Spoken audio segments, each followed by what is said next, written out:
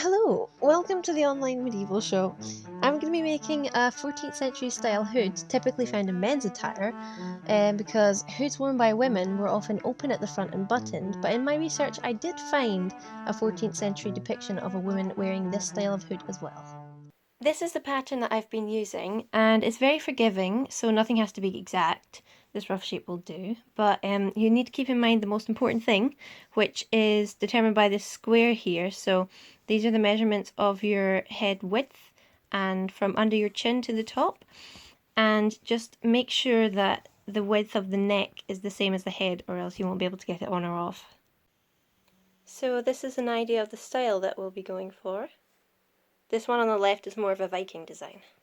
And the whole thing will be made out of wool, which is an expensive material, so to have the minimum waste possible, you want to lay them out on the fabric like this.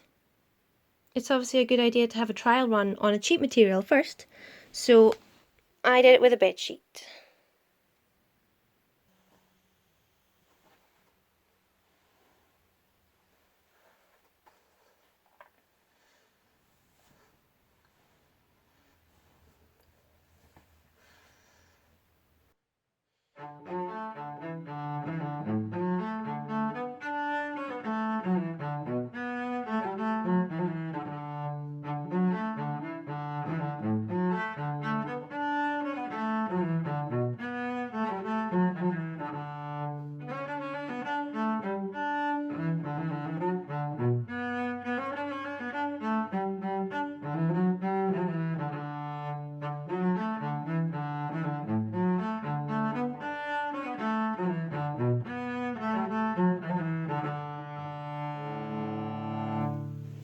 So right now I'm just tacking along where the assembling stitches will go. At the moment I'm still working on the Larry pipe.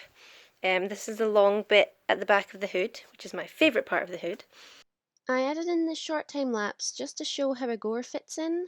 It's a little annoying because you can't make a hem where the point of the gore meets the hood. So you just have to fit it in as neatly as possible and sew it securely.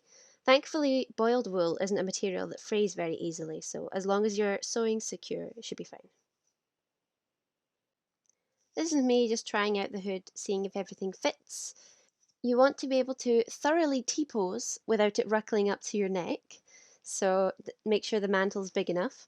This is a massive hood, so it's definitely for someone bigger than me, and I think because of that I ran out of material, so I'm going to add a central gore in just to make up the bit at the front. These are some finished hoods. Authentically, they should be made out of boiled wool, so we can just imagine that they are. But this one on the right is a simple one with no lining. It's a single layer, and I'm showing off the hemming. Amazing!